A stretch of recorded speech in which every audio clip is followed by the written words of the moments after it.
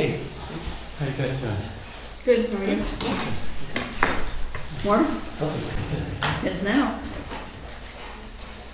Started with a slow snow just for some excitement, I guess. Yeah. Were you okay when you were today? Oh yeah. Yeah, no, that's good. Well, COVID going in today, they closed. So that's, That changes things. yeah, no, she was wondering if she should just cancel classes, and then she finally checked and the university closed, so. Very good. It's always nice when someone makes the decision for you. I sort of like it too, yeah. Yeah, stuff like that. It's fun also in a way when nature takes Yeah. over. Yes, In a way. nice when someone else makes a Yeah. decision. I say in a way because sometimes it's not good at all. No.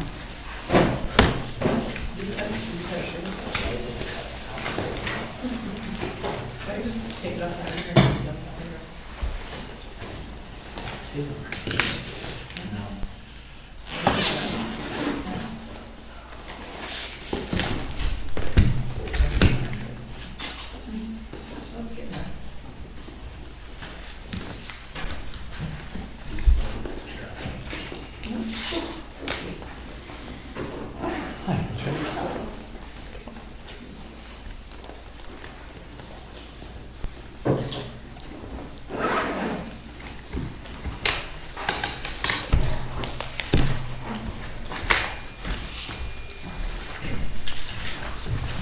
If you get some more drink in the chat.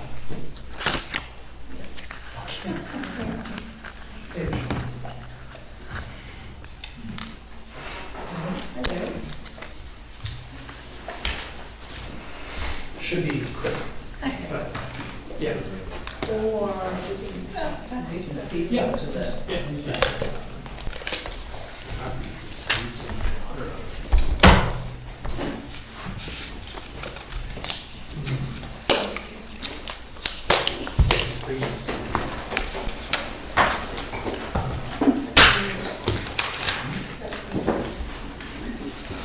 Maybe a flurry before 9 o'clock. Pretty much sound of this also. Yep, quite a bit, yeah. No, it was funny, I woke up at some point and there was like nothing.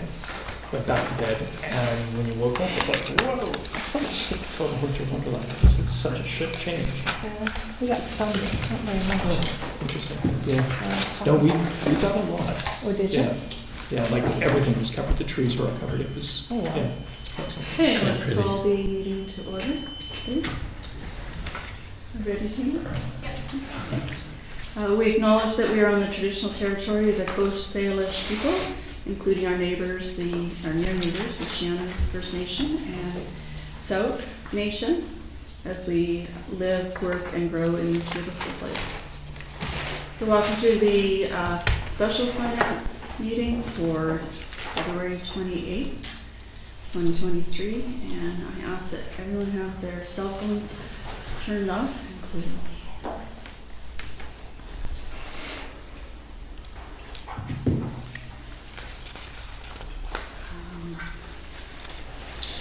So could I have an approval for the agenda? Are there any additions? No? Yes. I have a few questions about the reserve funds. Okay, We'll get into that, or? yes, Okay, perfect, under the staff report. sure, Can do that. Great. yeah. Okay, approval? Oh, sorry. No, that's on. Can you hear me? Yes, okay. So a motion Yeah, I'm to approve. moving, Sorry. yes. And a seconder. Second is Councillor Gray. Thank you. Okay, is there anyone from public that would like to speak at public participation?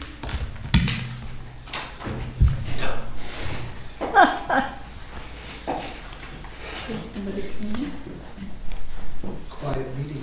It will be a quiet meeting. Hello.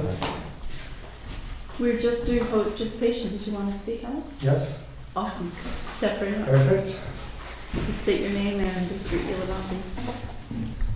Alex Fletcher, William Head Road, member of the Agricultural Advisory Select Committee, and a vegetable farmer in Machosen. I work with 8 other producers. We offer a local box program to Metchosenites and people from Langford and Victoria. I just wanted to speak in favor of the funding request for the funding for the agricultural plan for Metchosen. I'm really grateful that we've gotten to the point where we're considering funding an ag plan, and that we have a council in Metchosen who seems so supportive of agriculture, but also of investing in agriculture and funding agriculture. But also, to be honest, a little frustrated that this is only how far we've gotten. I've been a member of the Ag Committee for over 10 years, and one of its founding missions was to develop an ag plan. And it's just been a sort of non-starter the whole time, with the idea there, or the sort of reason that there's no political will to fund or do an ag plan. So a little frustrating that we haven't made more progress on this, but also really grateful that we are where we are now. And I hope that this mayor and council can take this opportunity to do what I think is a really important task. I have a couple of the reasons why I think the ag plan is important, but I know that the question of sort of the amount being requested has come up. And there was a bit of a question, I think, as to why that amount has changed and what the amount entails. I just want to speak to that really quickly. We last year we reached out to the Investment Agricultural Foundation, and they're the ones that have been the body that has worked with many municipalities to provide matching funds to do ag plans. And we reached out to them and they said, you know what, it's too late, we just stopped that funding stream. So we'd kind of been counting on that opportunity. We've looked around, there's no other obvious funding available. There's a few things we can look into. That matching fund is dried up and they don't know if or when they would do it again. Sort of based on the projects they've done, that they funded, what would be sort of a ballpark for us to work with, what we would expect to spend. And so they kind of did a scan for us of all the different ag plans that they've worked with in BC and looked at sort of comparable size communities and population bases, and said that the sort of what they would expect is that we could look at a cost of $40,000 to $60,000 for an ag plan based on the projects they've already done. And so I think in the fall there was a proposal for $20,000, and that was really based on the fact that it was outside of the budget process.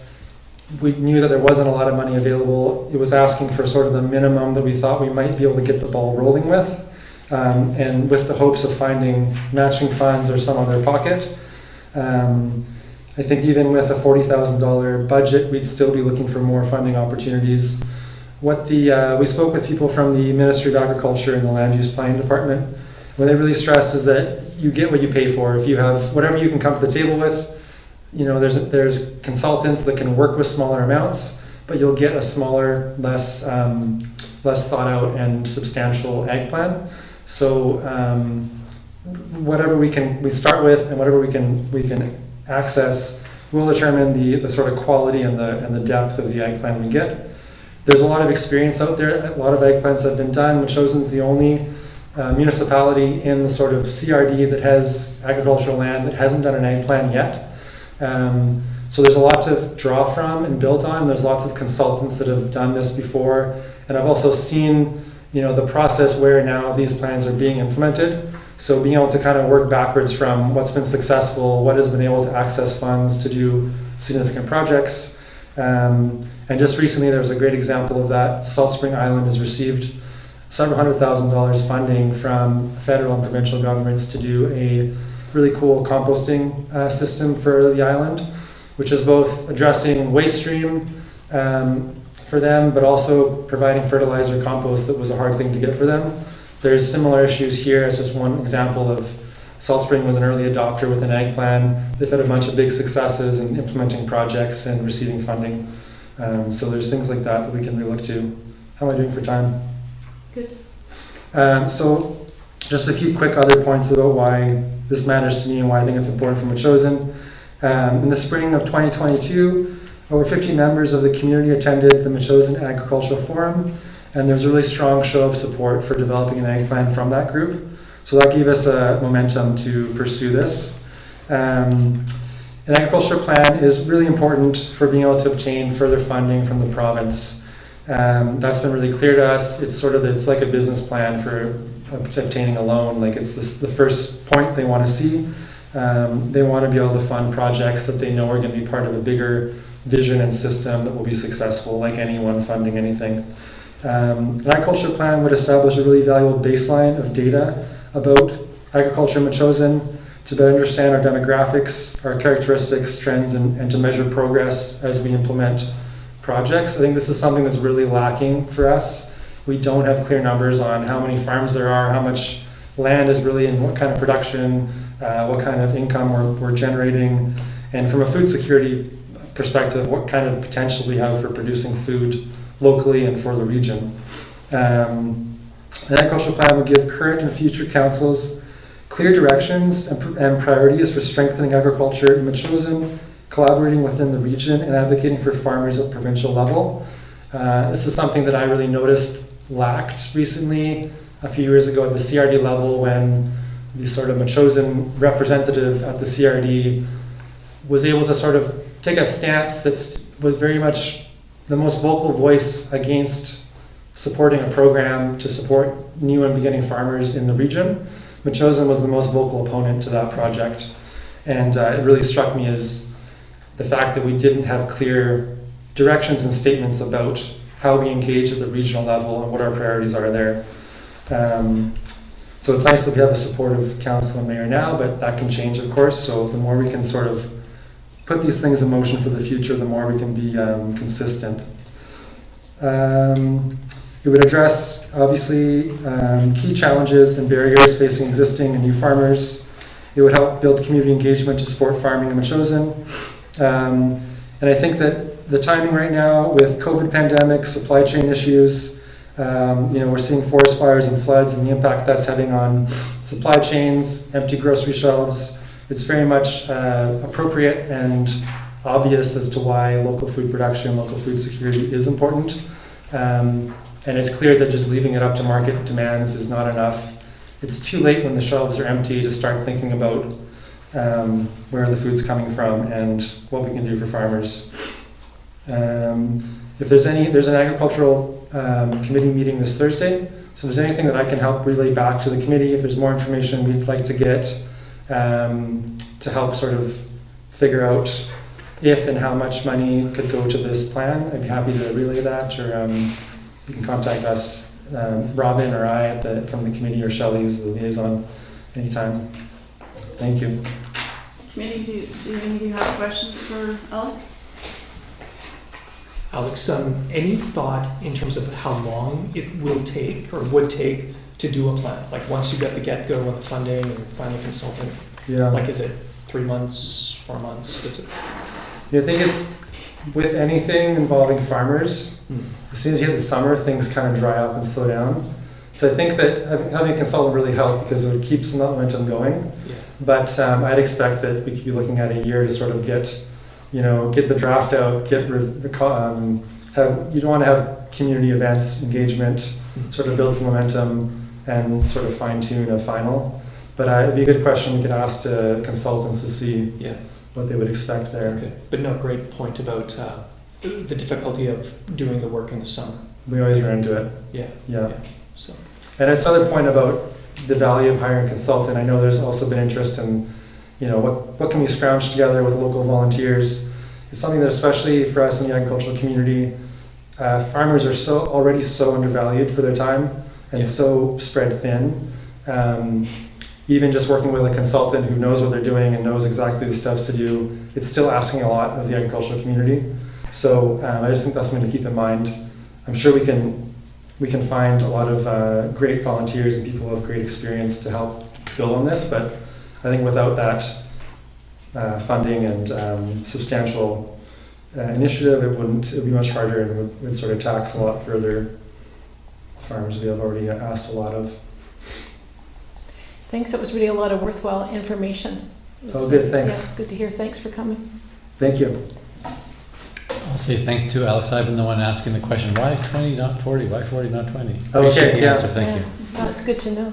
I think something else that we would want to think of with the plan is that what we've heard from our Ministry of Ag people is that the new funding coming out of the province is really gearing towards climate change mitigation adaptation. So the more that we can kind of dovetail an agriculture plan with climate change mitigation adaptation, the more it'll be relevant, but also more likely that we can access funds and build something really meaningful with it.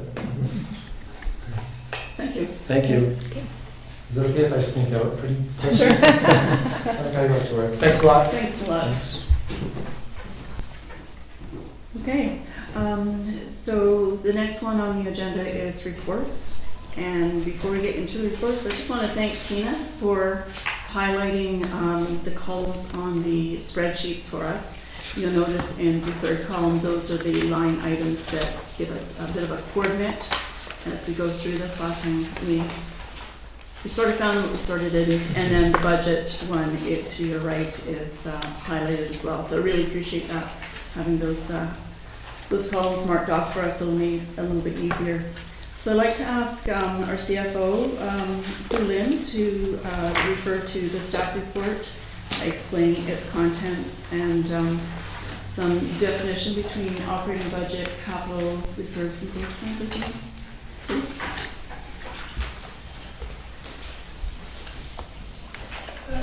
So just a really quick summary on the report. It's nothing new information that I've added on since the previous meetings. But if we're looking for a definition for the operating funds that we're talking about currently, it's just anything that's due the day-to-day expenses that to keep the place running. So that's our definition for operating funds.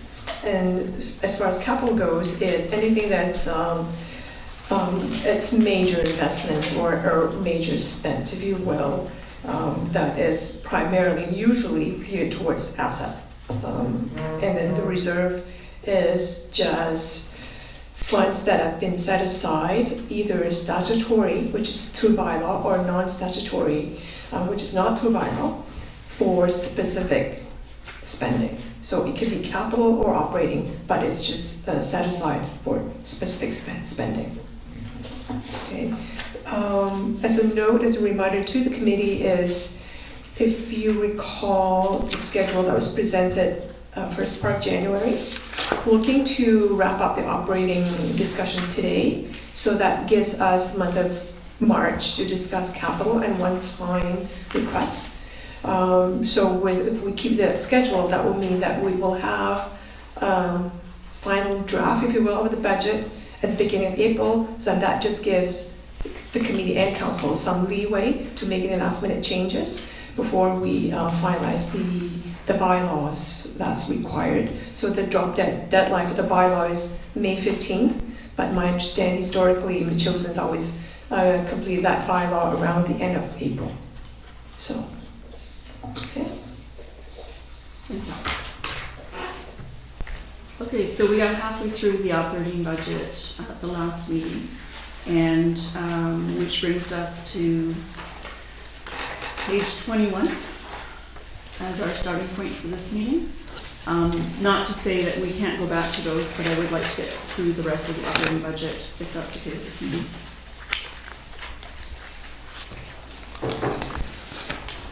So this is the transportation services page.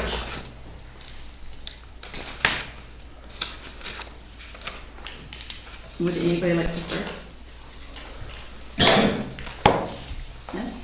Go ahead. So I am going to jump, pardon, I am going to jump quite far down the list, and maybe we can get there first. But I do notice, I think we all have like significant increases to road surface maintenance, ditching and culverts, shouldering, like significant increases, mowing. So it'd be interesting to delve into those and see what the why the increases are there. Okay, so before we get there, I got a few little ones up top that I just need some clarification on from Sylvan. So on line item 2300 under road administration, where it says consulting fees for 30,000. Who and what is this for? So that's for our contract engineer. So it's time to split between roads public works or transportation and engineering services. So that's for his fees. Is that something new? Because we used to have Mr. Martinego, I think, do this, is that right? No, Okay. oh, sorry. There's no spending.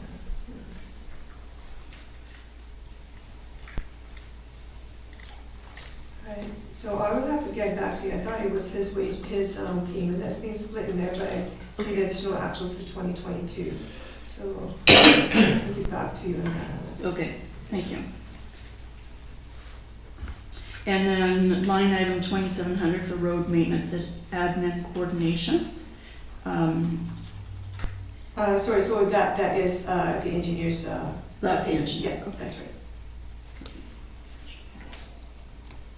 And that's projected to be less this time than it was, the actual was 2,700, now it's 21.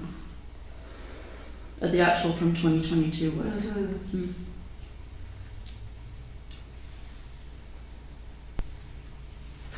That's a good sign. Okay, and then, I think we just adjusted his hours. okay. Okay. And then line item 2480 for staff training and education. We haven't, according to the actuals or year to date, it's quite minimal compared to what we're forecasting. It was going from $70 to $3,000.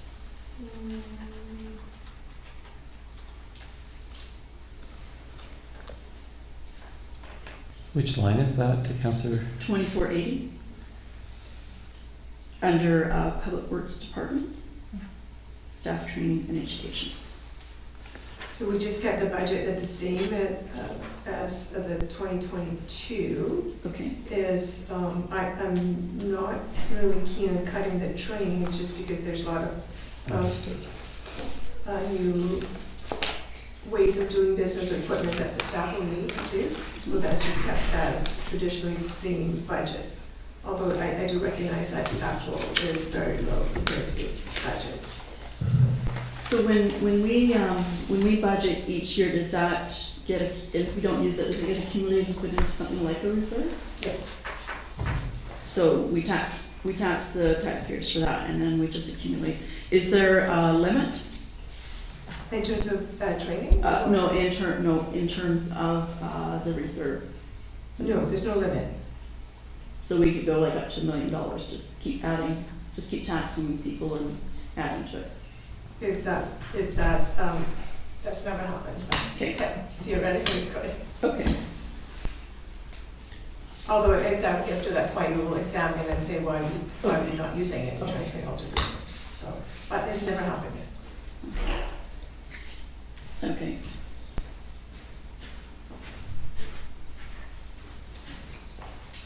And my other question is down under other transportation on line item 2755, Wood Beach Stairs monitoring.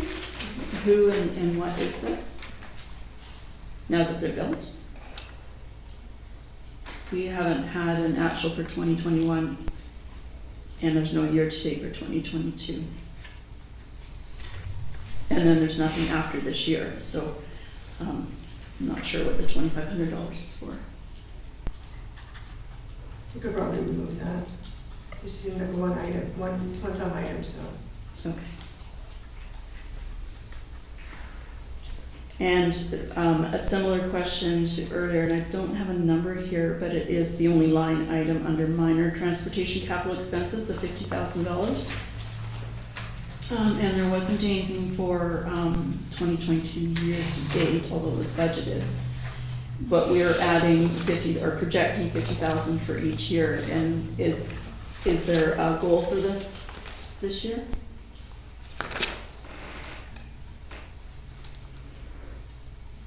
Sorry, I'm just trying to think off the top of my head here. I'm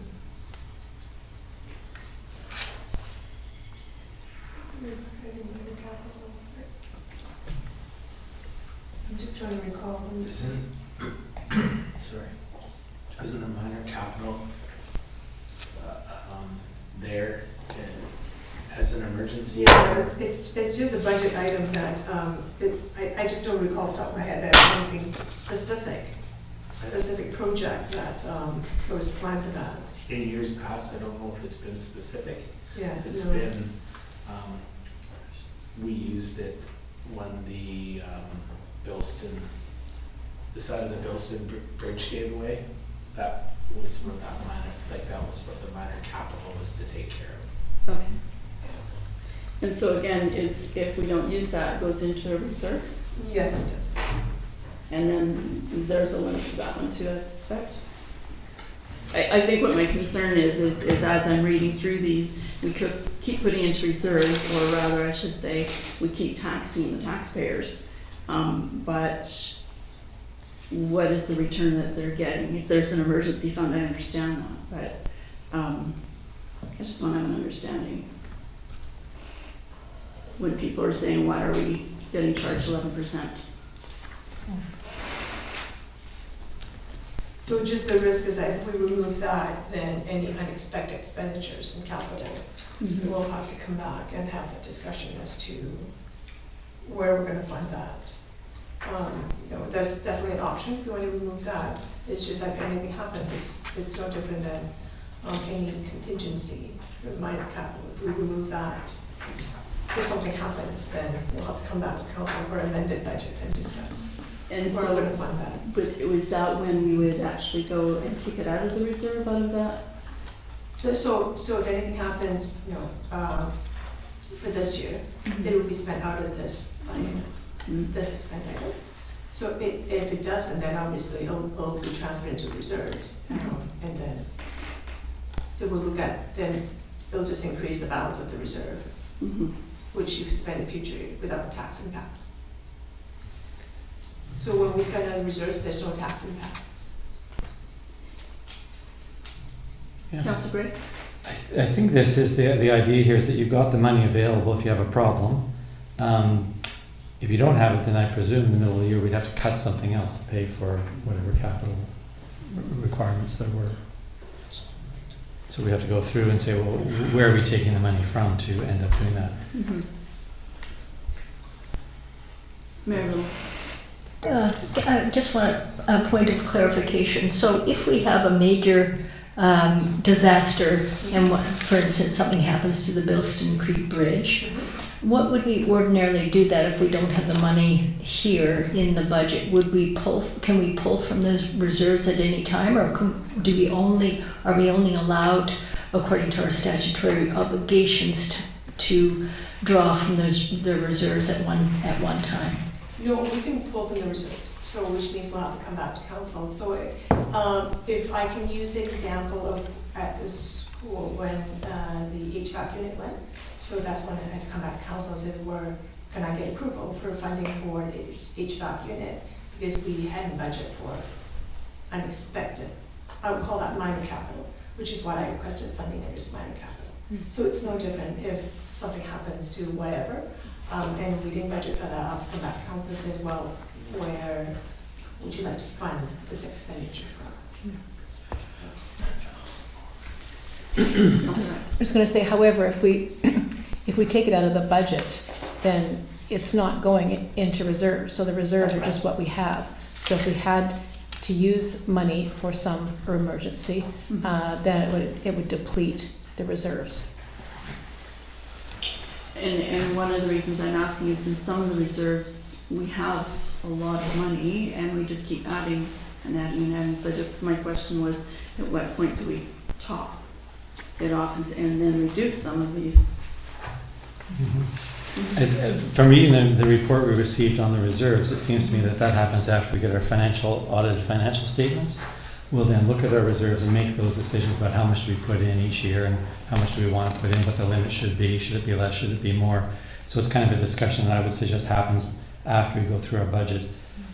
For money that's going to drift into reserves, we'll sort that out once we go through that exercise post approval of the budget. Councilor Shu. I can appreciate the need for contingency funds, absolutely. What I think we have to do now is, unless we're very content with an 11% budget, we're going to have to be cutting something.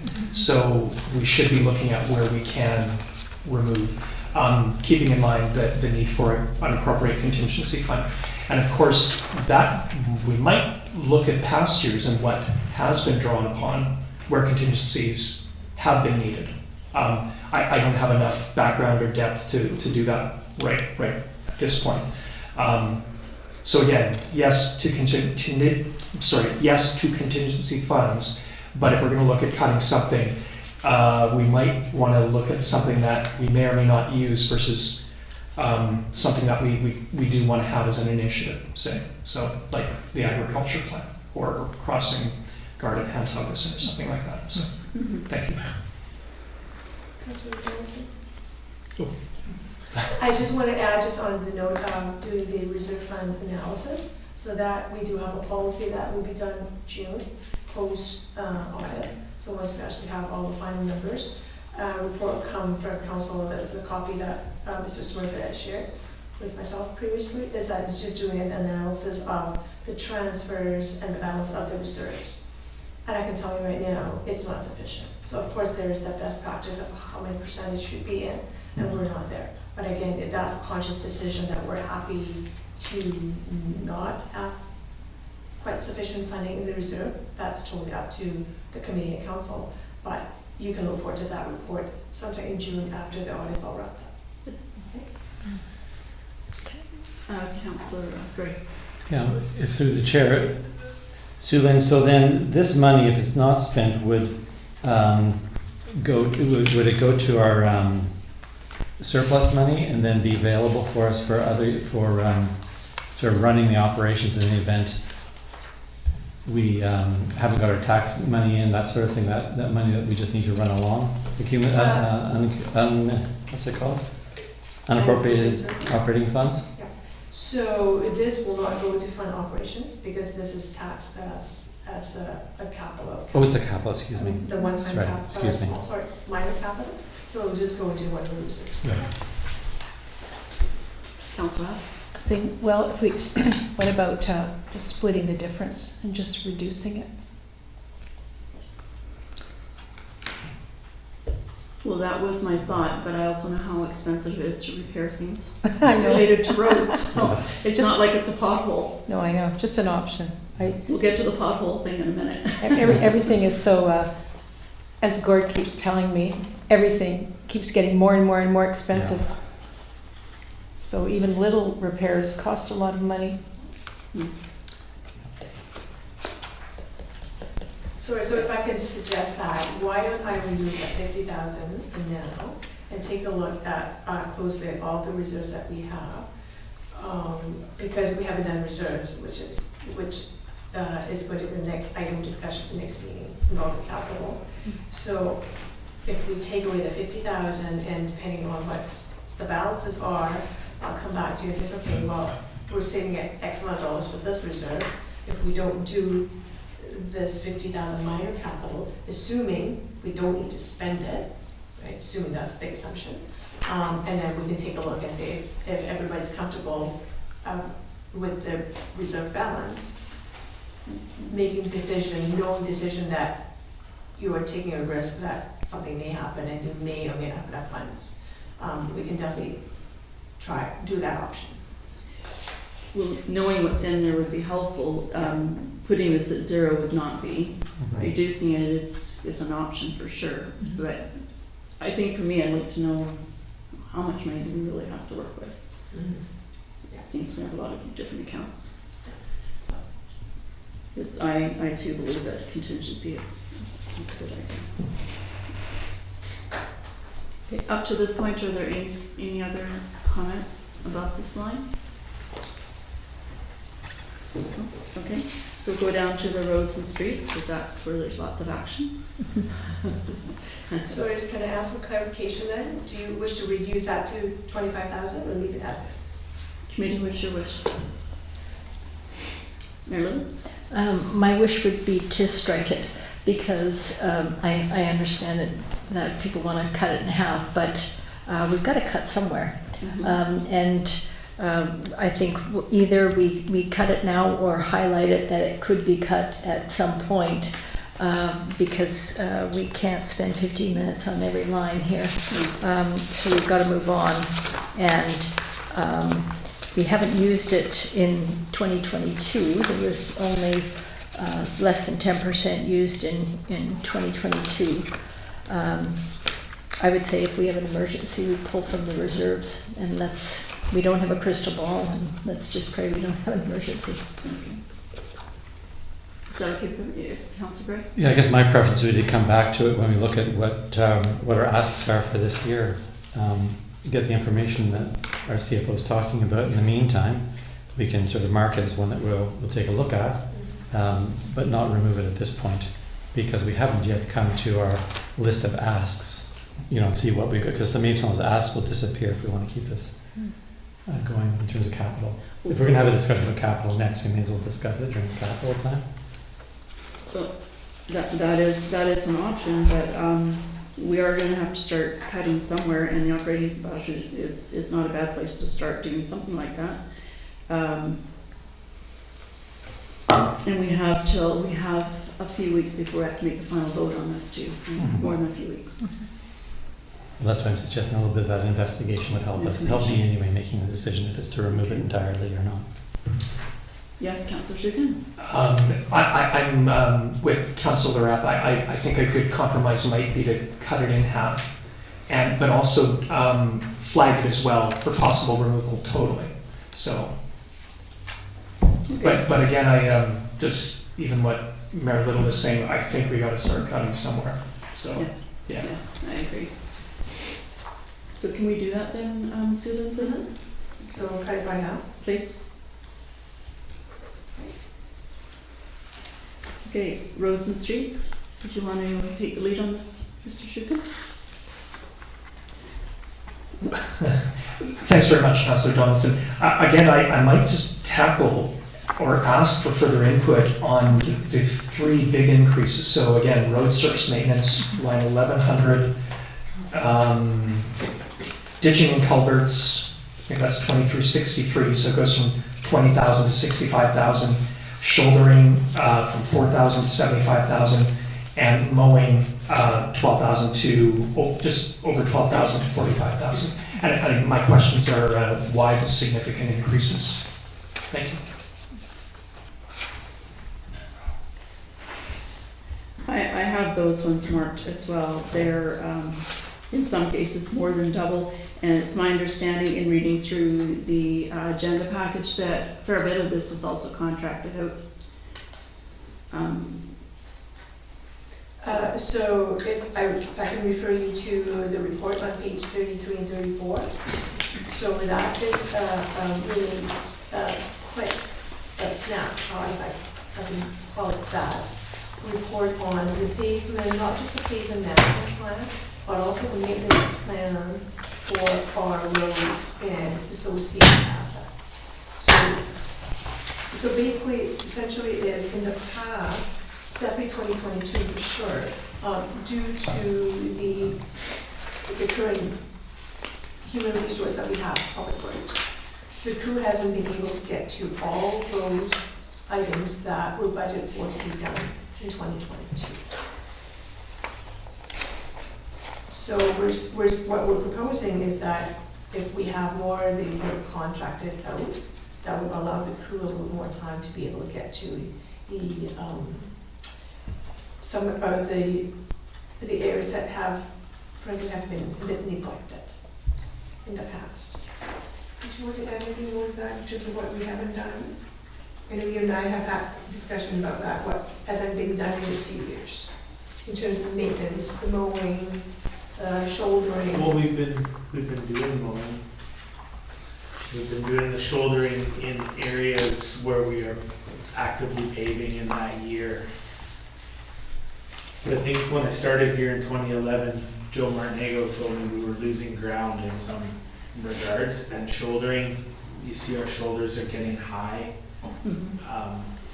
and lending itself back to contracted services. Some of that stuff we do not have equipment, manpower.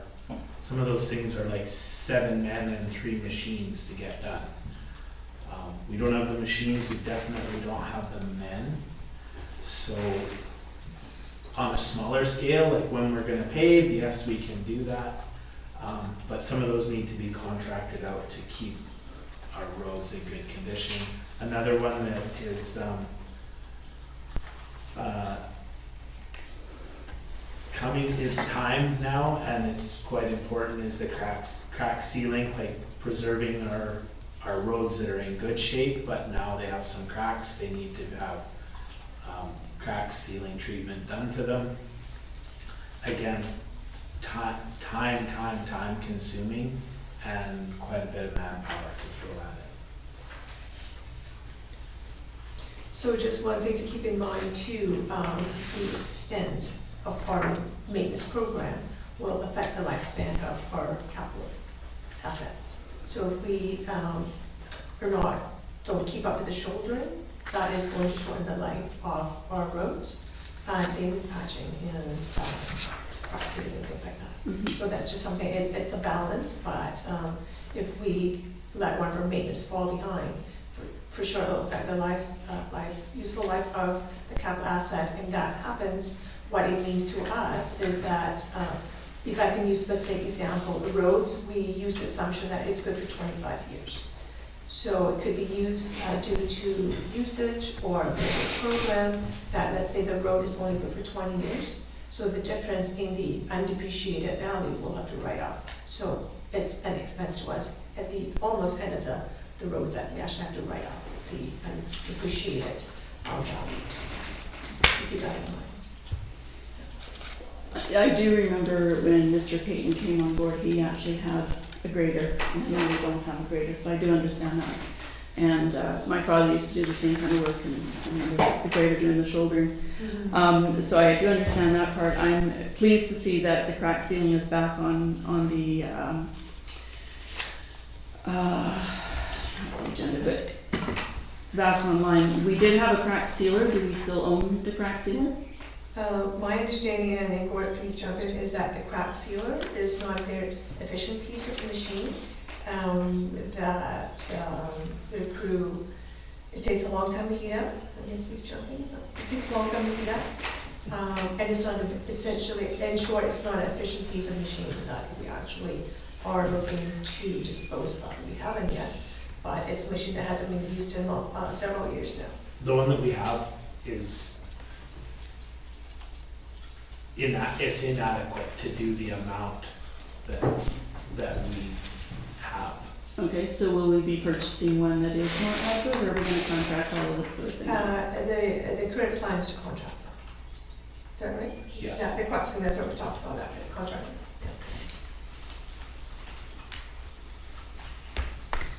The amount of work that they can get done for the dollar compared to what we could get done for the dollar would be immense. Yeah, I don't dispute that, and I know, and I do understand that crack sealing gives you, well, it's a bit contradictory here, because on one page, years, and on another page it says 10 to 13, and I do know it does, it's anywhere from the 10 to 15 for sure, which helps us in not having to pave so much. I mean, we're paving roads that have a pothole in it, and our roads are getting used a lot different because of different traffic patterns, especially with our recycle program. There's a lot of cracking on cul-de-sacs, and if we don't have to pave the whole road, just do the crack sealing would be better on a more regular basis than just on 1 year. Somebody had their hand up. Councillor. I just wanted to mention that at the recent leadership conference, I think it was the talk on asset management, but I remember the fellow there showing us a graph, was talking about roads and how, how important the maintenance was, because if you didn't maintain them, the graph kind of went like this, and that was it. So I think the maintenance part, and as I mentioned before, the costs of everything have gone up, and we do only have 3 people in our public works department. Right.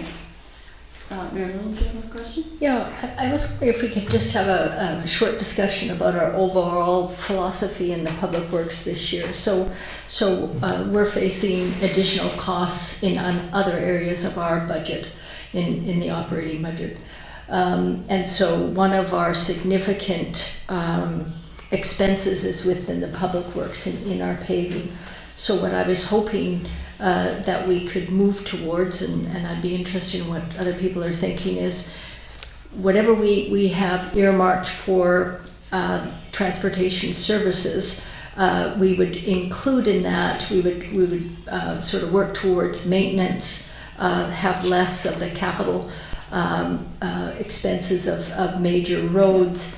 And then we've got some results this year from a volunteer giving us some guidance on how to move forward with maintenance within the next year, and not wait for next year, but get a more comprehensive analysis of our roads and a plan together. But the cost of that would be folded into this, so it's not an extra cost.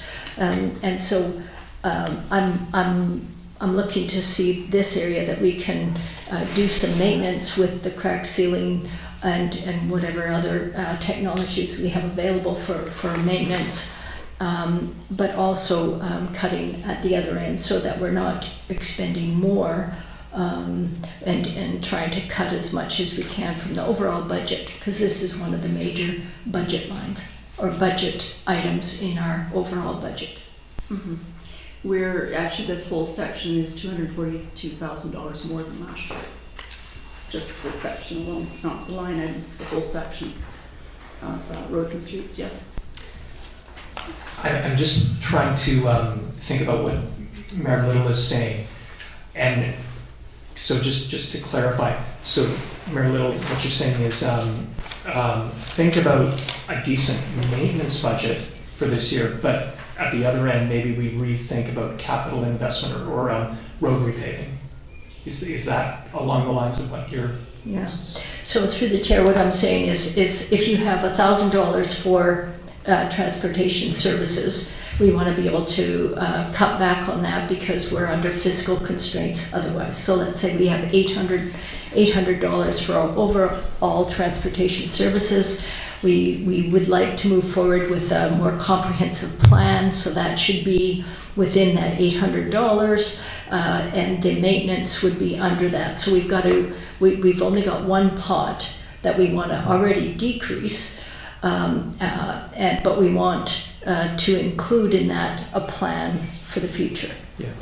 And not wait till we're in this position January, February, saying, well, what roads are we going to pave? What are we going to do? And so I would like to see that folded in, and then a plan started towards the end of this summer for next year. But it should be within this within budget, at a reduced budget. That's what I'd like to see. Okay. Councillor Schuppen? Thanks. What I find myself quite uncomfortable with the increases that are presented here. Not because I think that there's a different philosophy that this council is taking to road maintenance. And you've mentioned one of the things, Councillor Donaldson, about repairing cracks as opposed to making a beeline for replacement. The equation is not that simple, I know. So in light of, without that sort of philosophy being clear at this council table right now, I wouldn't want to make any significant changes, again, based on the budget constraint, based on our desire to keep the increases as low as possible and focus on some key initiatives if we can. I do recognize that, yeah, if you don't invest in your assets, they will deteriorate quickly. So what I'd like to see is those numbers reduced significantly for this year. Maybe we can take more time as the year goes on and even early next year to better understand our roads and define that philosophy that we're talking about, if that makes any sense. So what's interesting is even if you were to double some of these numbers from last year, they're significantly below what's proposed for this year. Now, I don't know if that makes any sense, but I would like to see a reduction here without kind of having a full plan in place or an understanding of where we're going as a council. Mary Lou? Yeah, just through the chair, just for clarity, so you're talking about three items, 2, 3, 6, 2, 6, 3, and 6, 4? I think, yeah, the big ones that we've identified increases. Okay. Yeah. So again, that would be, road surface maintenance, ditching and culverts, shouldering and mowing and so on. So again, I noticed, shouldering has jumped from 4,000 to 75,000. Okay. So may I suggest, knowing that how valuable these are preventions, right? These are really important. Okay. I agree with you, we should significantly reduce them, but I would like to see a schedule that we need not do all of the roads, but prioritize over the next few years, similarly to what we had done in the past with paving, of prioritizing which ones get done this year and then the following, so that those numbers can be reduced as you're suggesting. Okay. Councillor? I just wondered if Public Works, if Gord could, if you have an idea like what you could live with, like if we were going to reduce this, like what do you feel is, again, that kind of goes on with your plan, but what do you feel is the absolute must-dos for this year, and where you think, I mean, you're the one who knows this stuff, so where do you think we might reduce some of it?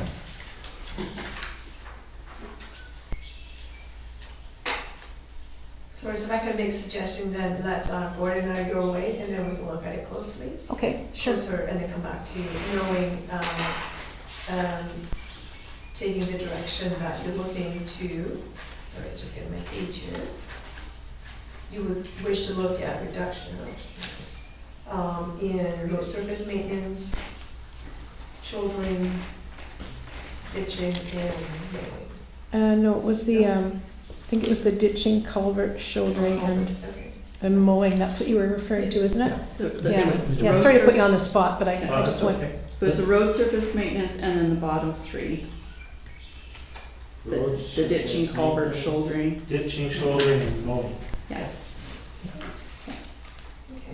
Because So- we do know we are getting feedback from residents that there's some pretty dandy potholes. LeBon's, I think it's LeBon near Barrow has a really bad one, Windfall has a bad one.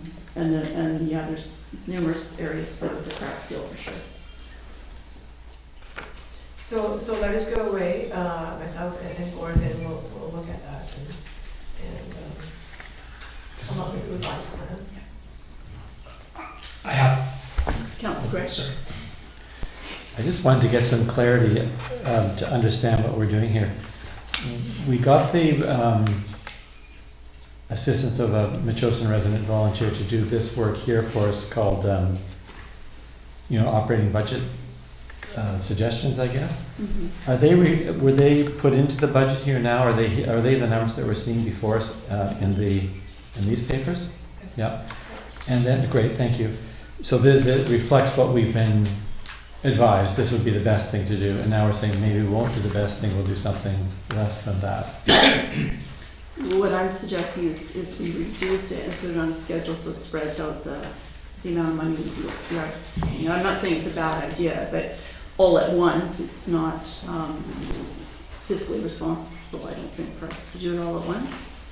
And on the back page of the report that staff gave us, it's capital stuff to do with paving and patching. What patching is the broader spaces of paving, not the whole road. But that one we can talk at the next meeting because it's the capital budget. Yeah. So we take the material that we've got and say we want to pay less than what's recommended by the person who's just done the review. Is that my understanding? Just so I get it clear. I think that is, Okay. that's what we're Great. suggesting. Yeah. And then the other question, and this review was done, I suppose, to help us keep on top of it and lessen our capital cost. Was that the idea? So the idea is just really come up with a plan to get us started. Mhm. What we have been finding ourselves with is there is a plan, and I hesitate to use the word but we haven't been able to identify where the plan came from, how the plan has been updated. So it's just iterations of a plan Right. from, we don't know where. And is that like the paving plan you're referring to? Yeah, it is time to reassess. That's right, so Because it's our roads upline are- because we don't know where it came from, we Yeah. don't know what's been done with it, so what's been done with it to get that plan, and we just take it and Yeah. roll with it year after year. Thank you. And then if I may, through the chair, Mayor Little, I just didn't follow what you were saying. Is it that you would like to see a reduction in the operating budget? And then what happens to the capital? I think I was sort of wondering if you were mixing up capital and operating. I wasn't clear what you were saying. Maybe you could just run over that again so I could follow what Yeah, the philosophy was you're promoting. Through the chair, what I was saying is that what we've got to, I think we have to also think globally. It's good that we're going line by line, but I think we need to think globally with our overall budget. I'm not trying to confuse you by mixing up operating and capital. What I'm saying is if we take the roads as a project, if we're doing a lot of maintenance on the road, then I would think we would do less paving on the roads. We've got to cut somewhere in our overall budget.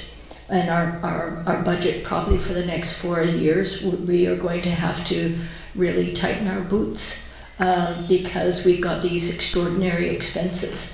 And I'm saying we have to start look at cutting, but I'm saying if we have, if we're spending money on a maintenance plan, a comprehensive maintenance plan and a consultant for that, great. If we're spending money on maintenance, crack sealing and protecting our assets, that's great. But we also have to look to major capital expenses for paving big roads. We may have to put those off till future years because we only have, if I'm trying to think globally, we've only got a certain amount of money in our budget. We can only tax people a certain amount realistically. And so I'm just asking everybody to come out from the weeds and look overall. And as an example, last year there was 3 roads up for repaving.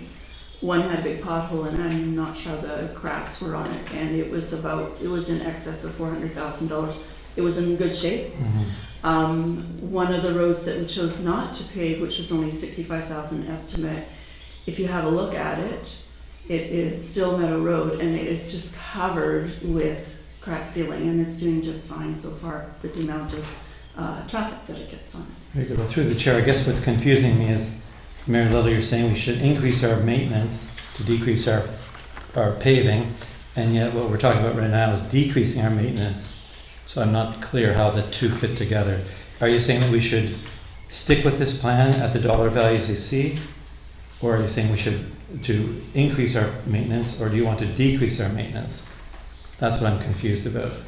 I think, if I may, decreasing our maintenance so that we can put it on a gradual schedule, and we'll get it all done, but I don't know that we'll get it all done in this year. Unfortunately, all these prices are the same every year, and I guess that's where I'm a little bit confused. But these prices, I'm sorry, don't have anything to do with the capital, right? Anyway, No, that's right. sorry, anyway, that's fine.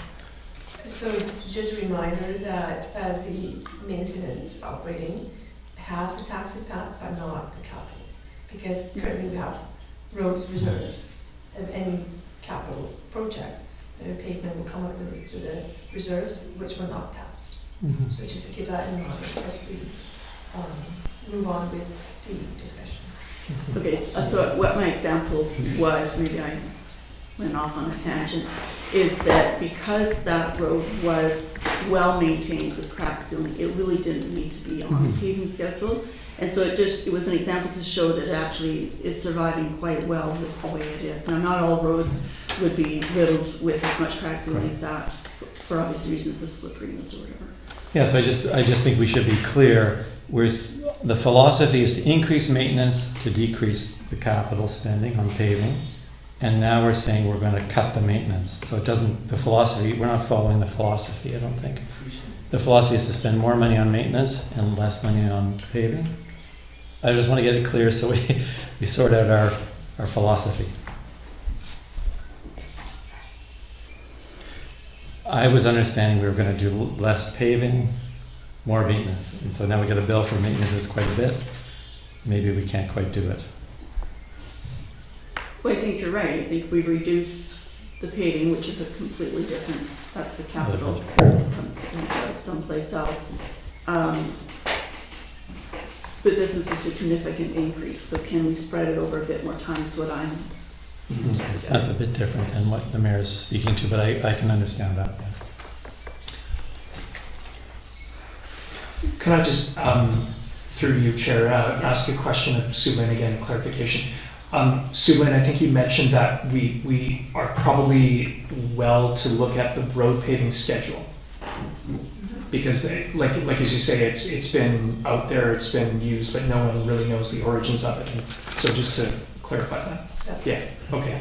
And I think, again, we're a new council, a new leadership, and it just strikes me there's so much that we should be looking at and rethinking, and maybe we don't do it right now at this table and define our philosophy, but I think it's a work in progress, so, yeah.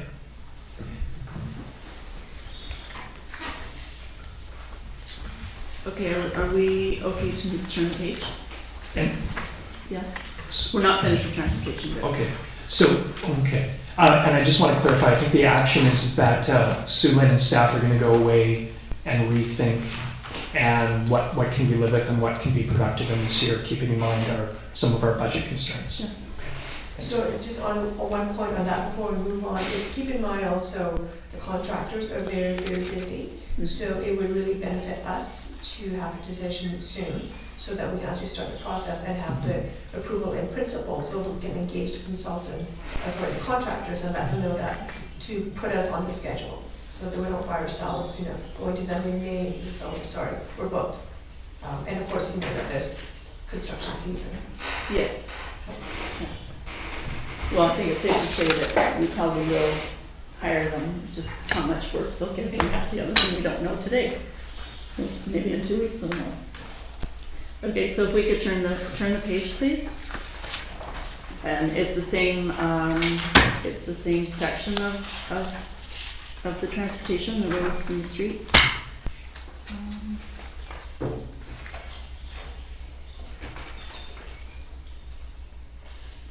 Any questions on this? There's some increases here, but I suspect it's the economy that's driving these two. Yeah. Yes. The big increase that I'm seeing is signs, and I'm just wondering if there's anything specific driving that. Yes.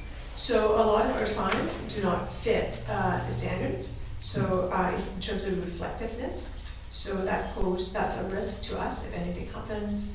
And I always like to go back to the worst case scenario if there's an incident, accident happens, and the claimant comes and asks us for in terms of reflectiveness of sign.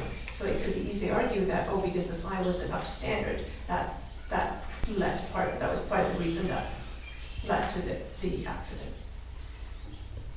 Okay. Sure, I think it's the size as well. It's not just reflectiveness, it's also the size as well. Size, Stop signs. reflectiveness. Yeah, those are the big Thanks. ones. And also just maintenance of them. I would say just on an average in the last 14 months, that's gone up about 30%. Anything to do with the sign.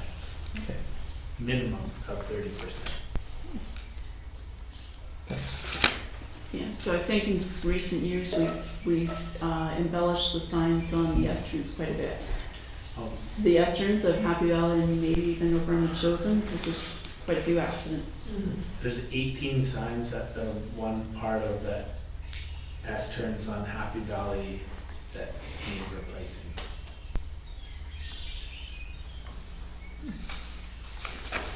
Great. I'm good with that. Okay. Yeah, thanks. Okay, any other questions? On line item these columns are opposite, I think. Anyways, it's other departments, 2390, where it's public works and other departments. The budget is 50,000, and in 2021 it was 8,000, and in 2022 it's 43.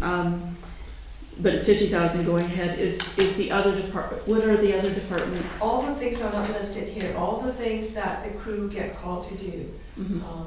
that are not in the sections that are specified. Mhm.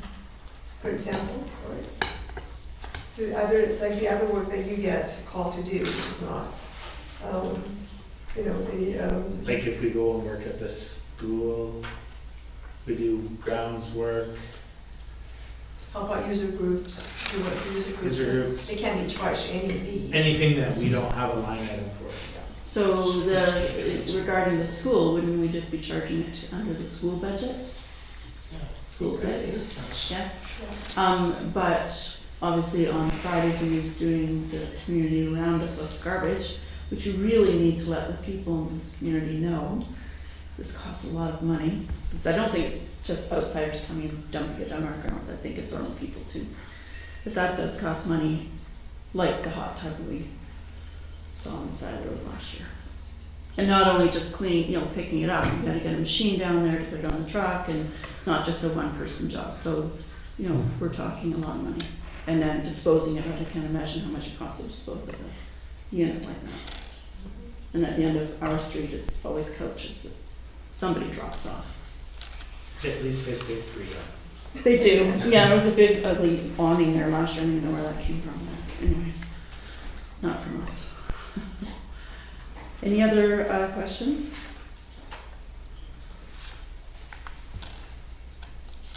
Okay, so this is the point in the agenda where I ask anybody from the public if they'd like to speak to this.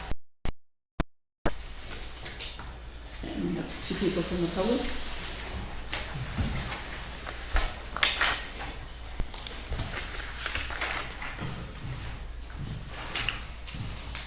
Gary Smurfit, 3950 Gilbert Drive. When we were talking about the minor capital item in transportation, in 2021, there was a $50,000 line item and nothing was spent. In 2022, there was a $50,000 line item and there's only $47,000 unspent. The question I would ask is, doesn't that money go into the minor capital transportation reserve fund that's set up, and would you not then be able to pull that money out if you had an item that came up during the year? So, I don't see the need for putting another $50,000 into it. You could make it $1,000 so it's a line item, and then do a budget adjustment during the year with a motion of council, and then when you do your amended budget in the end, you can pull some of it out of the reserve that's specifically set aside for that amount, for that item. You don't have to go to general reserves or anything, it's that item. There was significant discussion on roads and streets, and I enjoyed listening to it. The one question that came up in my mind was, if we're going to contract out all of this work, several $100,000 of it, who's going to put out the contracts? Who's going to prepare them? Who's going to administer them? Who's going to check the work to make sure it's done right? Okay? The request for that roads and streets was 100% greater, 100% greater than what was actually spent the year before. Okay? Again, it's, somebody's got to look after that money. A question was asked, where does the capital road repaving schedule come from? I think Sue Lynn said she hasn't been able to find out.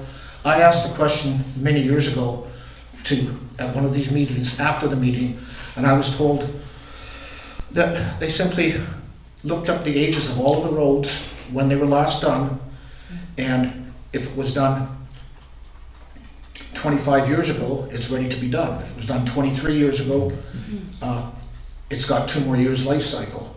They put that list together, and then I assume they went out and did an evaluation on it, in January to see what an updated list would look like. But I was told it was based on that. There wasn't a consultant hired to do a road evaluation. based on the status of the road, the traffic it gets, the traffic's expected, you know, large trucks, things like that. Thank you very much. Thank you. Through the chair, great T-shirt. Oh, thank you. I was given it for by Christmas from one of my children, and the ombudsman just loved it. He thought it was fantastic. He was laughing when he saw it. Perfect.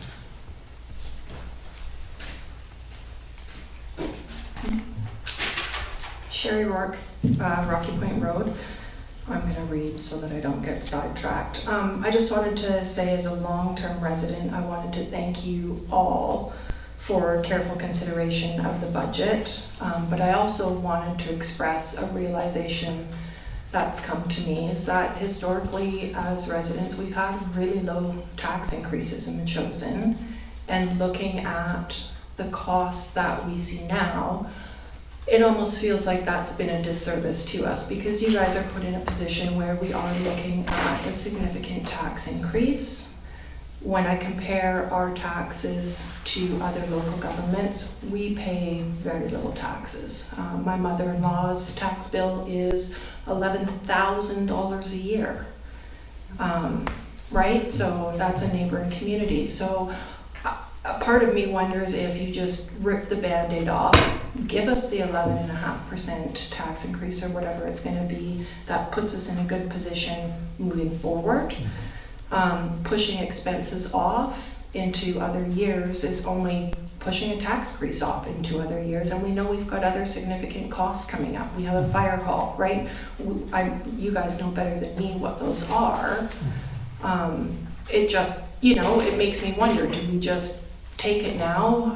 I don't know what our average tax is, but if it's $2,500 per resident, what's that, 250 bucks, $280 a year tax increase. If that puts us in a good position, maybe it's something that we look at. And I do think as residents we have to accept the fact that we have had historically low tax increases, and I think we all appreciate it. But I think we have to realize that right now costs are very expensive. Everything has increased. It almost makes me wonder, in listening to you guys go over the public works costs, is do you consider increasing your workforce there? Do you hire another guy and look at equipment versus relying on contracted services? As somebody who offers those services, rates have gone up drastically. So you know, I don't know what the math is. I think the CFO and the Public Works Department would know that better, but maybe we're better off as Chosen with one more Public Works guy on the ground, or two, I don't know, and our own equipment doing that work. Maybe that's the more prudent financial decision than paying contracted services over the next handful of years. I'm not sure, but again, like, I appreciate it. I think you guys are in a tough position. You know, but as a taxpayer, I think we're stuck accepting that we have, you know, you have expenditures you have to move forward on. Thank you. Thank you. Good points. We also have a very big department to pay for, and that'll be our policing this year. And we haven't even begun to delve into the fire department yet, but that's on the horizon for sure. Any comments?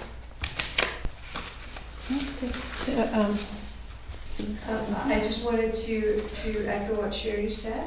It's a common practice for municipalities to, one of my favorite phrases, to kick the can down the road. At some point the road's going to end.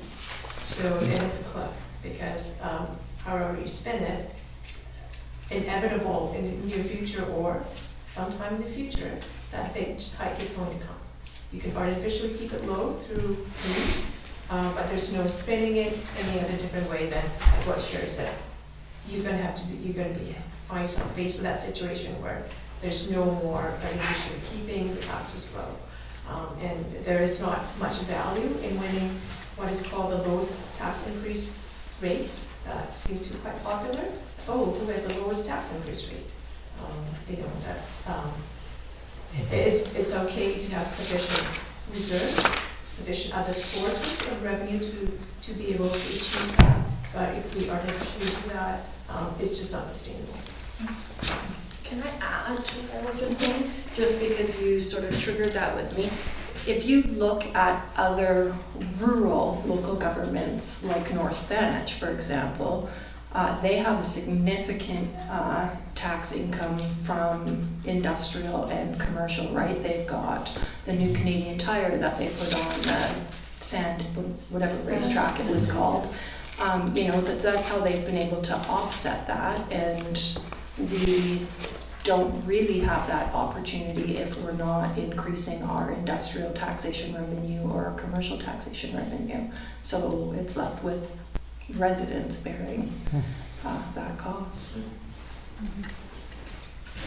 I think that's also what we learned at the recent conference, is most of our taxes do come from residential, including North Saanich. North Saanich actually have I think, Myrtle, you can explain our the tour that we went on and what's happened with the regenerative chat we had the other day, the online, I can't remember what it was, but in regards to what's happened at Sandown, where that money actually went back into the farming community. Yeah, that's a totally different story. They did rezoning for one purpose that they really didn't want to have to do. They didn't want to have to pave over farmland, but they were in the predicament that we are, that they have a lot of expenses, not a lot of revenues, so they bit the bullet and said, okay, we will rezone this for industry, for the Amazon or whatever the stores, and then a significant amount of those revenues went directly into farming for North Saanich. And if I may, through the chair, I appreciate your comment, Sherry, because we are really struggling with this, because what I'm ever cognizant of is we have some people in the community that are elderly, they've been on fixed income, and I want to protect them as much as we can as well. And I also appreciate the comments of the CFO that a lot of things have been kicked down the road. Our fire hall, I mean, that should have been replaced or restructured a long time ago, and now we're facing deluge of rains coming into the hall, and we just keep patching it. And at some point we have to make a decision and say, are we going to do a remodel there, or are we just going to keep putting Band-Aids on it? So I appreciate your comments. We're just trying to come up with solutions here, trying to cut where we can. We don't want to cut, we want to align our strategic priorities, and that's why we've started strategic planning. We want to align our strategic priorities throughout the council with our budget and move forward, keeping into mind what's coming. We've got policing costs, we've got the fire hall. These are all expenses, and if you look at the revenue, we don't have an increase in revenue. And so we are struggling with that. So I thank you for recognizing that. And it's not easy. It's not easy that, especially for the 3 new councillors who are being held accountable for this when they've been in the position for 120 days. Yeah, it's difficult. Councillor Gray? And the other lesson from the local government learning academy was don't kick the can down the road. That was said a few times there. So it's finding a balance, just like these spreadsheets. Okay, so on to page 33. And we're into the planning and environment services. Section is planning and development fees. Line item 600, tree cutting permit and soil deposit. Every year we budget $10,000, but we only spend maybe $1,800, $1,100 one year and $1,800 in another. So do we need to have this much?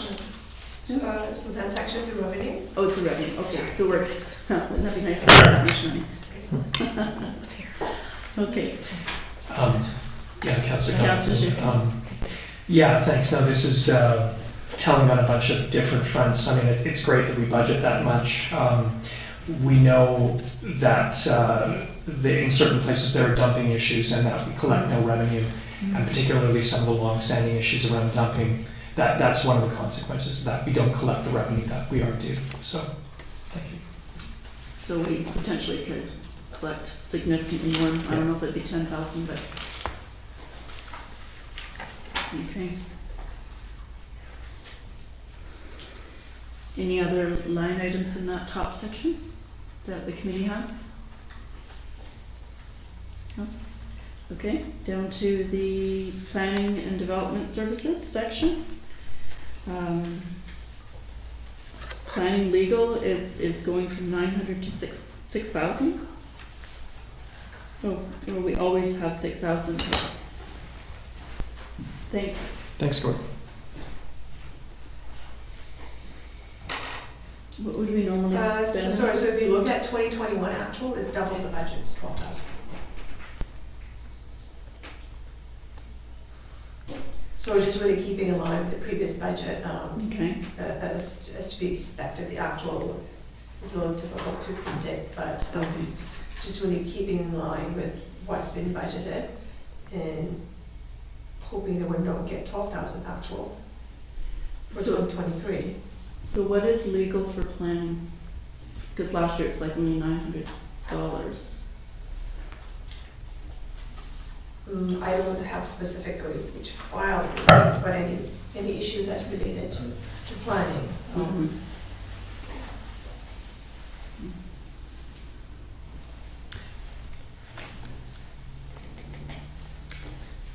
Sorry, Councillor Donaldson. I mean, it sounds like it's a possible source of funds if we were to review bylaws and whatnot Okay. on a sort of a Hmm. non-enforcement basis. So good to know it's there. I don't have any other questions for this page. Does the committee? No? Okay, so we turn the page then, please, to recreation and cultural services.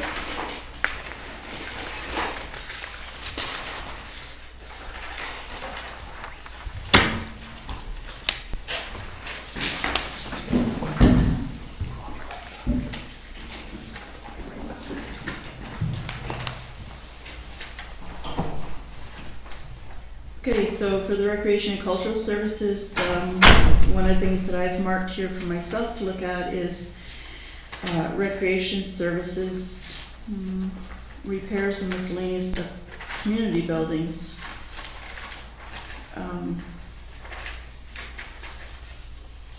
Oh, Jason. He'll be right back. Which line item are you looking at? Sorry? 2710, Okay. the second one. We're consistently budgeting 4,000, but we only spent like 226 last year and 872 the previous year. I know this building needs a few doors fixed, but I don't think it's going to be $4,000. Through the chair, could we cut that to 1,000? So just keep in mind that the HVAC, the heat pump at community house has to be replaced. It's failing, so that community building is not just our municipal building, it's just all community buildings. I would even argue that that's low, because I know the heat pump quote is around $17,000. It is, but it seems how as we haven't spent it, is there money in a reserve for that, or we just roll this money over? Or? Yeah, I know they're very expensive. We put a brand new one on the EOC building last year. That was through a grant, I believe, but I remember the price tag. I could make a note to see if we can fund the balance Mm-hmm. from any of the reserves. But I would suggest we leave the 4,000 in there. Okay. And the line item 2715, the outdoor washrooms. We had a big expensive 2021, but last year it wasn't. Are they needing anything, the two washrooms? Oh, we forgot to do you remember if there's any significant community event we needed to rent, no, the previous year, to rent our own washrooms? No, okay, so I'll have to look into that. I don't know the detail of that. Okay.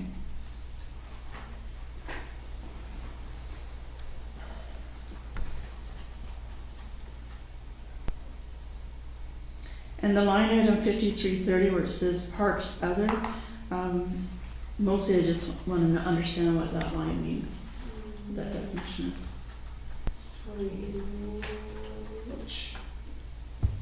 Which number? It's 5330, same section at the bottom. It's budgeted 4,000. Oh, just expenses, other expenses related to parks. So just miscellaneous. Oh. Yeah. Yes, Mr. Councilor Shukin. Sure, and again, we, with that particular one, we have a line item that historically has just not been used. And without, a specific initiative that might be tied to something like that, I would suggest we cut that in half. Mm-hmm. I mean, again, I recognize there's maybe a contingency need, but again, the pattern, the historic pattern is that it's very underused. Mm-hmm.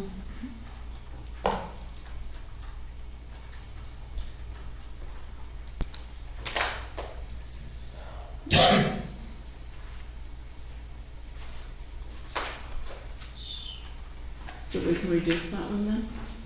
Okay, please. And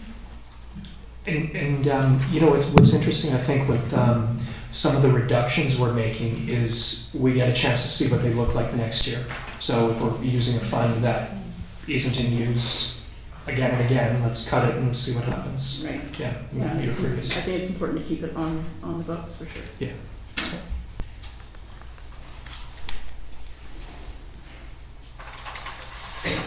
Okay, I don't have any other comments on this page. Does anyone else? Yes? The acronym down below here on library, does anyone know what RTER means? That's a reserve for the library, and I'm trying to think what the acronym stands for now. That Was it escapes my mind. Library, it rhymes with return, maybe it's returning books.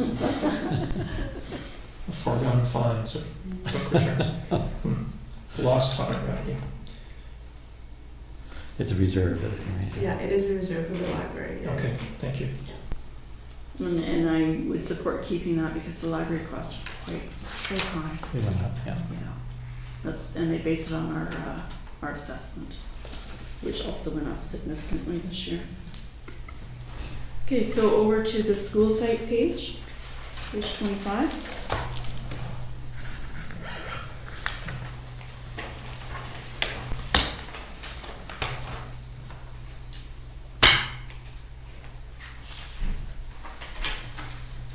So I just need some clarification on line item 810, common costs allocated. And so last year we had $7,600 and we're projecting $43,000. So the common costs are primarily related to the two market tenants. If you remember that they didn't pay full rent, so which means that in the rent is the common cost is included in there as well. Okay, and does this also include the rest of the building or just the tenant side, just commercial side? So what has been changed here is that the common cost that NACA pays has not been included in that. So you'll see the difference between because it was recorded, it was budgeted 13,000 Yes. for other rent. It's not other rent, it's a common cost that NACA pays. So now it's been included in, Okay. yeah, common cost allocated.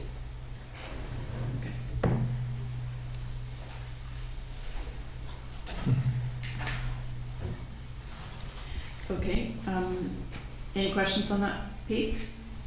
The top part? Sorry, I Yes. do. Now, is that $43,000, is that like actual revenue that comes to the district, or is that just, Yeah, okay, it's actually revenue. okay, that's why it's in the revenue portion of the thing, I think. Okay, thank you. Just a clarification through the chair, that's expected revenue, right? That's based on what is projected, Yes. wishful, hopeful thinking. 43,000. Okay, and then if we go down to expenditures, so line item 2270 for insurance, and I know insurances everywhere have gone up this year. So on average before, it was actually pretty average. It was, 6,000, 7,000, 8,000, and this year it's 19,000. Are we insuring? So we in the increase this to In school? the past, we had difficulty in finding an insurer that would insure the school. So the past 2 years, it was just, through a lot of work, we got them the bare minimum to insure the school, and that was through a lot of scrounging. So this premium assessment is actually insuring the school at the correct, all the correct, appropriate coverages that it should have. Okay. And because of, I'm just trying to think, it wasn't the age, but I can say is that this is the correct appropriate coverage that it should have had all those years. So, Okay. so we're lucky that. That nothing happened. Yeah, well, with more using it, and more again in the future, Could have an insured. it's covering. Yes, Councillor There's what I question, and I have for the last term too, is why we are still repaying the school. I know that was an agreement way back when it was bought, a little bit unrealistic at the time, actually, as it turns out.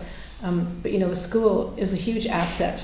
Like it's appreciating in value every year. I mean, I think it's double or more than double the value than when we bought it.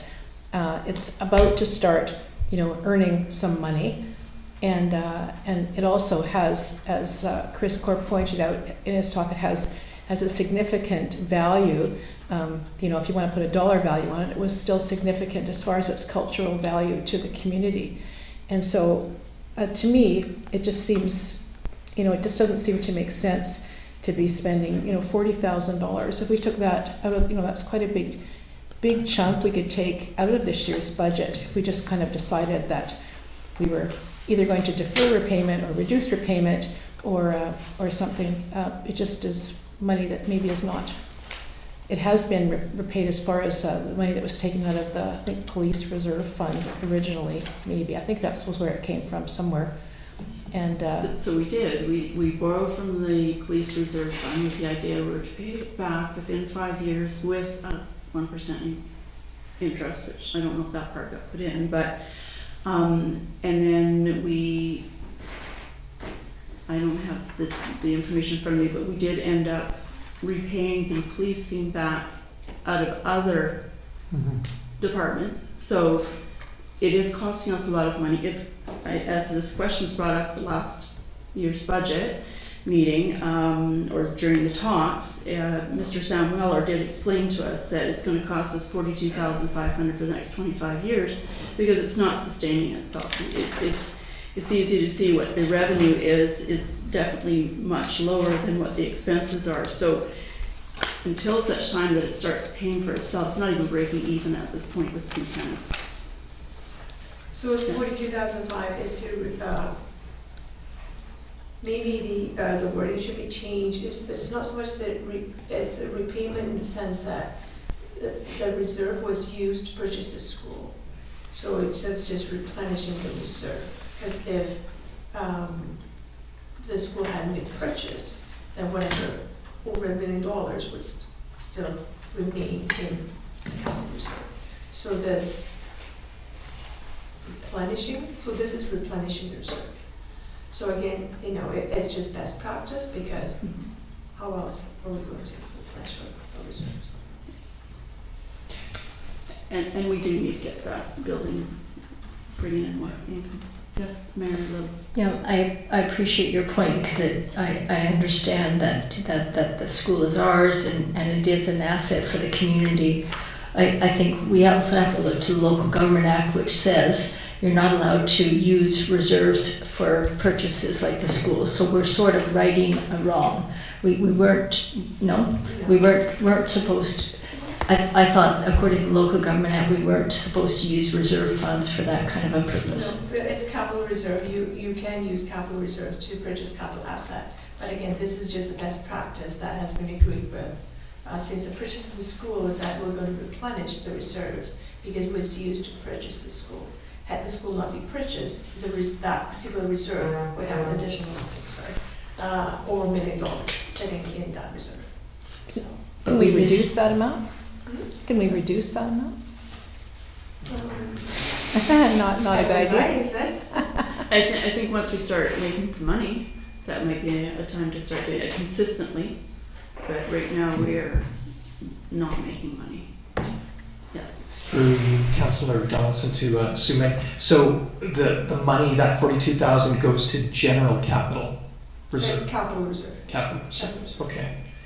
And and I do note that we're anticipating it'll be at $120,000 in this year, down from 351. So yeah, I can see the rationale for popping it up.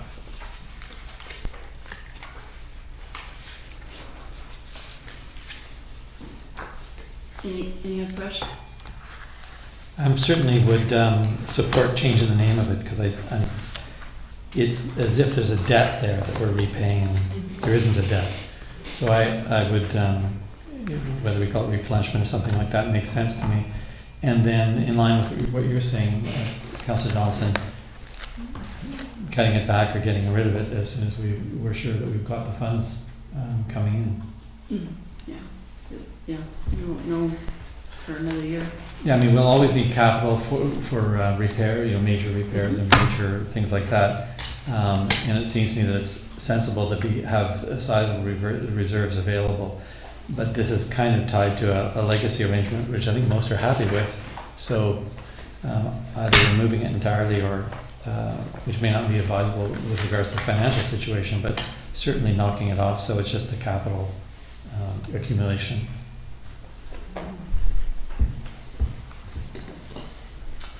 Yes, Marilyn. No, I was wondering next time if we could have a little bit of a summary on the reserve funds, Sue-Lin, in terms of Section 189 of the Local Government Act regarding the transfer of the reserve funds for capital purposes. If we could get some clarification on that, so we know for future moving reserve funds around. So if I can just give you a quick rundown, is council may borrow, I use the word borrow, from other operating reserves, capital reserves. So you can say, for example, if we say that you don't have sufficient funds in the fire equipment reserve, for example, you may borrow other capital reserves with a plan that it will be repaid with interest. So what you cannot do is borrow between operating and capital. So that's the key of borrowing. Okay. So it's obviously by resolution, statutory reserves are set up for a very specific purpose that was established through a bylaw, so that it's the intention is that you can't just take a specific capital reserve and use it for a non-intended purpose that the reserve was set up for. Mm-hmm. So it's capital reserves that we're talking about. You may borrow from one reserve to another. Mm-hmm. So Councillor Gray. we'll get a kick at this again when we talk about reserves, when you do that at the end of the audited statement, so maybe that's the time to Yeah. have then we'll have all the numbers and everything there, and Yeah. the budget will be passed. So on page 27 and 28, there is the balances for both statutory and non-statutory reserves. So I just want to caution everybody that this is not final. This is just the projection because we're still working on the papers for the audits. Okay, so it's very close ballpark, but just keep in mind that it's not going to be down to the penny when you see the audit financial statements and you say, well, how come this is different from this paper? So, Right. So can I ask, and I think Councillor Schuppen did ask it, but I didn't get it. This school capital repayment now called, that 42,500 goes into which of the reserves that you just pointed us to? Or is it I believe it's general General. capital. yeah. general capital? Yeah. Thank you. So while we've got this page open, on page 28, the gas tax reserve, what does that pay for? And back in the day, gas tax would be things like roadside trails, but I think either the name changed or the purpose changed, or... No, the gas tax, Okay. the purpose of that reserve hasn't changed. So that's a payment that we get from the province, and the intended purpose of that funding is for very general transportation related expenses. So for example, not that this is going to happen, if we were to build a roundabout in Macho's, I have used that because I've done it, so I know it's permissible, is to use the gas tax funding because the rationale is that you are reducing traffic congestion and idling. So it's transportation related, so it's not specific that you can only use for A, B, C, D, and E, but as long as you can rationalize to do with transportation, reducing idling and things like that, the use is are permitted. Okay. But roadside trails kind of comes into... Well, yeah, that's what I was just going to ask. It's just Yeah. because we've tried just about every year to see if we could get roadside trails included or taken out of that gas tax, but always get shot down. So Well, and that is how the Rocky Point roadside trail and the Kangaroo roadside trail were because funded. and that's would just be great if we could use that for Yeah. roadside trails. So the trails were, They were. trails Were they? Yes, back at, that's why I thought maybe it changed. Yeah, Councillor Mitchell is one of the ones that. was It's involved. interesting because I definitely asked Sam specifically, about. That's why I was wondering if it had changed, and I remember Yeah, something brought I up wonder. last year. Well, But, Did it happen because it was done at the same time, maybe? no, As the road was they done? were a bit apart. There was also an extension. The roadside trail, Kangaroo Road, wasn't all done at once. Right. Because I know when my husband came on to do the coordinator's role, he finished it off, because there was some widening of the road and yeah. property lines were moved and such. But we to connect certainly to Eels haven't Road. didn't use it in the last term Mhm. because he said no. Well, it sure sounds like it's transportation. It sure related. does. Mhm. It would definitely be something to investigate. Yeah. Okay, are there some other pages before we close up on the operating budget?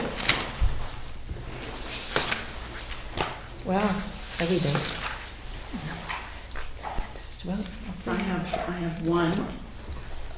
Yeah, on page 13, I'd like to revisit, in the general government, the line item 2702, resource for staff.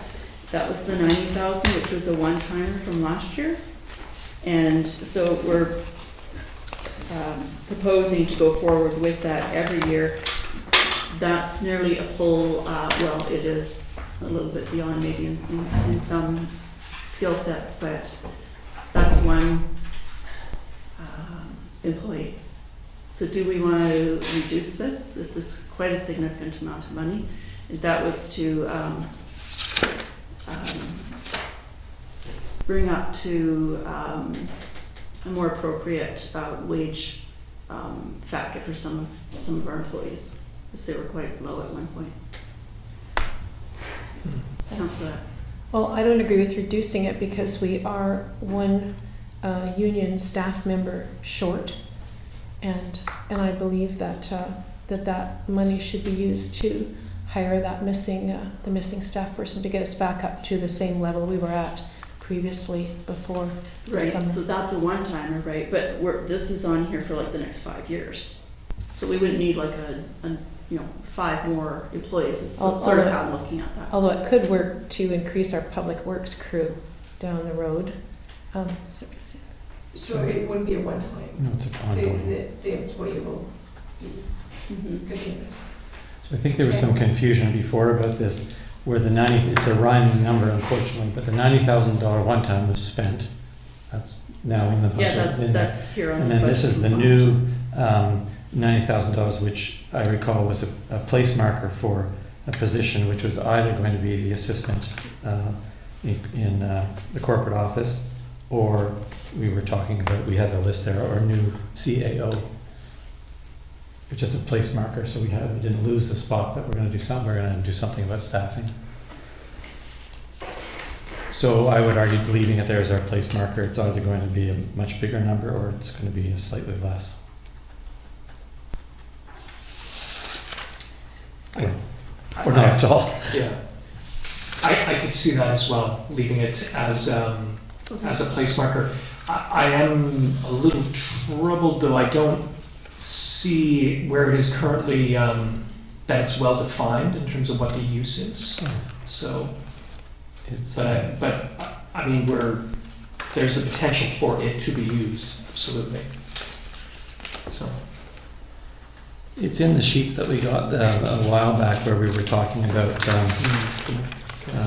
not sure if you've got the materials. Mm-hmm.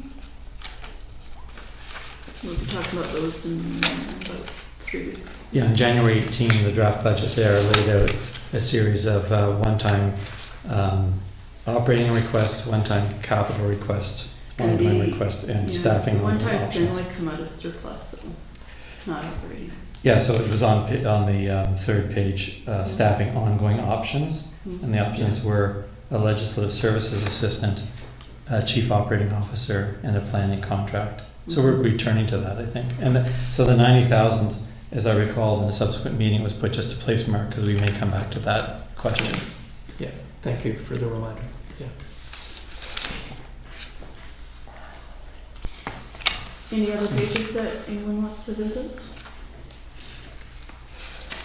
We're not voting on any of it tonight, but it's discussion for sure. So if I can offer a suggestion that the one place that we can consider cutting is the FOI contract. I say that with a bit of trepidation.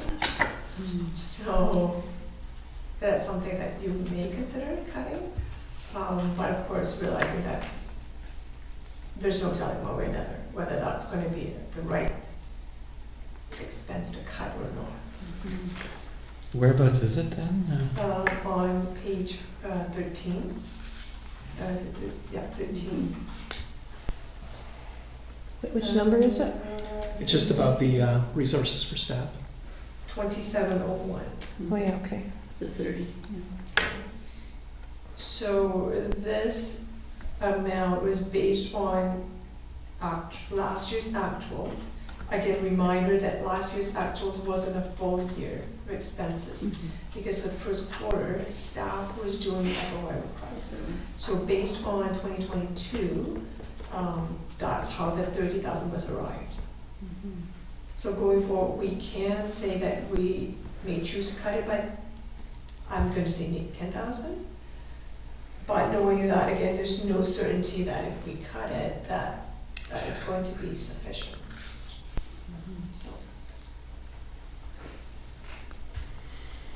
Good.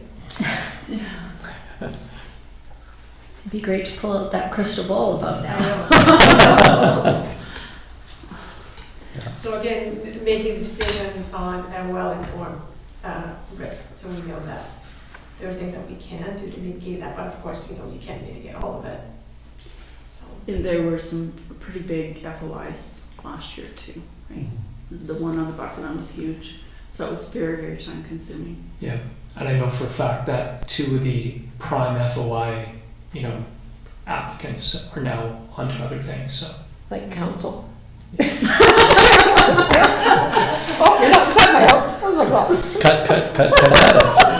Let's knock it back a little bit. The possibility is obviously always going to be there, but at the same time, I think we are committing to have, well, maybe we haven't as a council, but individually, we've talked about, being as transparent as possible and explaining things, working with our advisory committees in a certain way in terms of responding to their circumstances and what we accept and don't accept. Maybe it's a challenge for us if we reduce the amount, and then we challenge ourselves to see whether or not we can keep FOI request out. We don't make the choices, of course, others do, but Yeah. No, I think that's a really good point. Even again, I think it'd be good to leave some, because I kind of hate to tax staff. There will but- be otherwise, there's no getting Yeah. around that. Yeah, yeah. Now that people know how to do it too, it's not that difficult. Yeah. Councillor. It was like you were saying, we have, like, a lot of the really big ones had, like, there was the buffer, there was the Blonde, or the Ash Mountain, and there was, Super. and the Souk Road ones, so those were really big ones, I think, Yeah. so.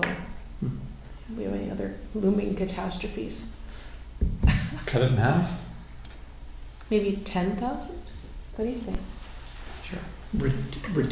Reduce it by or reduce it to? Like 2 maybe, or, I don't know. I might suggest half. Half? Yeah. Yeah, so, Yes, that feels uncomfortable for me because we do have one big FOI request that we're dealing with right now. Darn. So we can never reduce it by 10,000. 10,000? Okay. Okay. Let's say too that this isn't a move to say we're not open to FOI requests as they come. We'll handle them and everything. It's more just the idea we're trying right, it's like to moderate our insurance. budget. Yeah, totally. So while we're in that same area, so the line item just above it, the contracted services, and I think it was explained just before that our accountant was paid out of that, and Yes, yeah, in one of my previous reports, I don't have it with me, all the consultants as charged was itemized. And I believe it was at the last, yeah, I wrote it down as being Joe, Sam, and maybe the GVLRA, but I'm not sure. so GVLRA, SAM, CAO vacation coverage, and a little amount for other $2,000. Did you say Joe? I'm sorry. No, Joe's not. No, right, okay, he's in another one. Okay.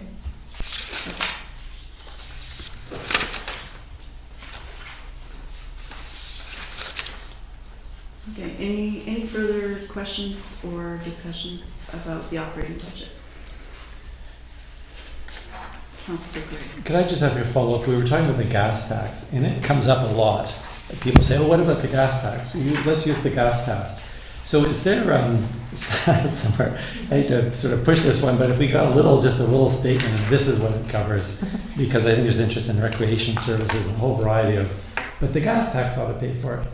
But that would be handy to have, so we can have a unified voice on that. Thank you. It's not exactly operating budget, but.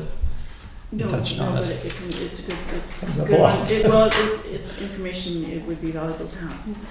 Okay, so, so that's the end of the budget deliberations for the operating budget. Seeing that no one else has got burning questions. May I have a motion that the committee provides that, well, we've provided the updates, what we think, and to finalize the 2023 to 2027 budget? Okay, you want to finalize it or just report back, just look for the updates before we vote on it? Yes. So I'm looking for a motion. This is the wording that was presented in the report, Okay. so massage it how you see fit. Well, my sense in just thinking about the motion is that staff, that staff receive our input and provide an updated budget based on that input. And I probably couldn't say it better the second time, so I would move that. Okay, so moved by Councillor Shukin, second. By Councillor Epp. All in favor? Great. Carried. Thank you. And so that is it for the special finance meeting. May I have move to adjourn, please? Oh, yes. Before we adjourn, can we discuss what we're going to do next at the finance meetings? What's our plans going forward? So I believe the next one on the schedule is the capital budget, which we'll have on the 21st at 4:30, I think, 4:30 on Tuesday. And March. then are we going to go through the one-times at that time, or is that the next time? The next meeting following capital will be the one time. Because the one time we need to, that would give us time to finish our audit work so that we can have unaudited numbers, but it'll be the numbers that will go to the auditors in terms of surplus. So we'll, that's the item we'll discuss last, which is the one time. And after the conclusion of that, they'll come back with a draft budget, which will have all three components. Operating capital and one time. Great. Okay, so a motion to adjourn? Motion by Councillor I think we had it. Gray, second. Councillor Shukin. All in favor? Carried, thank you. Great. Thanks. Everybody's moving the motion to adjourn. You have a meeting next week? Yeah, I did.